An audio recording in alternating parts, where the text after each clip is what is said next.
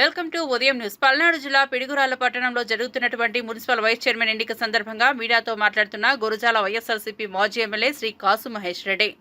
ఒక 5-6 మున్సిపాలిటీల్లో మున్సిపాలిటీలో జరుగుతున్నది ఏంది? వైస్ చైర్మన్ ఎన్నిక జరగనియండి, బలం ఉన్నోడు గెలుస్తాడు.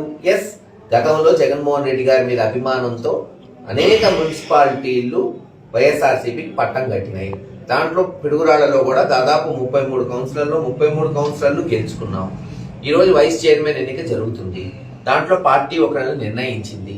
కౌన్సిలర్లు అందరూ పోయారు ఎన్నికలో పాల్గొంచుకోవడానికి. కావాలని అధికారుల మీద ఒత్తిడి తెచ్చి పోలీసులను అడ్డం పెట్టుకొని గోండాలను తీసుకొచ్చి కౌన్సిలర్ని కౌన్సిల్ హాల్లో పోనీకుండా, ముఖ్యంగా ఆడవాళ్ళని, బీసీలని, ఎస్సీలని వాళ్ళ ఒక్క ఓటు హక్కును వినియోగించుకోకుండా పట్టుబట్టి పోస్ట్పోన్ చేశారు. ఏముంది, ఒక వైస్ చైర్మన్ ఎన్నిక మేము గెలిచినందువల్ల మారేది లేదు, మీరు ఓడిపోయినందువల్ల తీసేది లేదు. మీరు ఇచ్చిన హామీలు ప్రజలకు నిలబెట్టుకుంటే ఏదైనా మేలు జరిగింది, కానీ ఇటువంటి చిల్లర పనులు చేస్తే ఎవరన్నా దాన్ని ప్రశంసిస్తారా?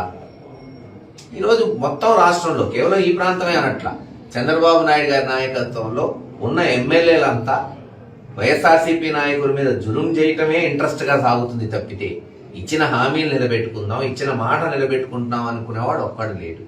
ఇక్కడ మీరు చూశారు, ఎరపతినేని శ్రీనివాసరావు గారి ఆధ్వర్యంలో ఈ రోజు తెలుగుదేశం నాయకులు వచ్చి మరి ఉన్న కౌన్సిలర్స్ అందరినీ బెదిరించి పంపించారు. ఎస్, రేపు పోతారు.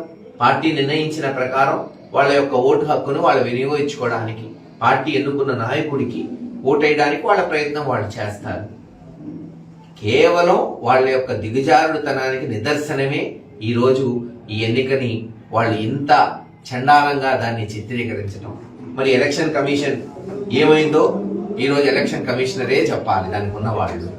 ఈరోజు పోలీసులు కానీ అధికారులు కానీ ఒక ఎలక్షన్ కమిషన్ కింద పనిచేస్తారు, ప్రభుత్వం కింద కాదని గతంలో అనేక నీతులు చెప్పారు తెలుగుదేశం నాయకులు. మరి ఈరోజు ఏది ఎలక్షన్ కమిషన్?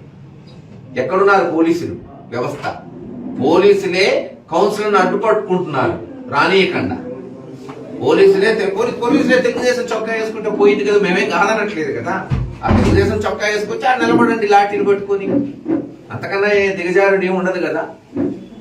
ఏది ఏమైనా ప్రజాస్వామ్య పద్ధతిలో మా హక్కుల్ని, ప్రజాస్వామ్య హక్కుల్ని పరిరక్షించడానికి జగన్మోహన్ రెడ్డి గారి నాయకత్వంలో మేము ముందుకు పోతాం. ఎప్పుడు ఎన్నిక పెట్టినా మా ఓటు హక్కును వినియోగించుకోవడానికి, మా అభ్యర్థికి ఓటు వేయడానికి మా కౌన్సిలర్లు పోతారు. ఖచ్చితంగా రేపు పోతారు. చూద్దాం మరి రేపు ఏం జరుగుతుందో, అది కూడా వేచి చూడాల్సిందిగా అందరికీ విజ్ఞప్తి చేస్తాను.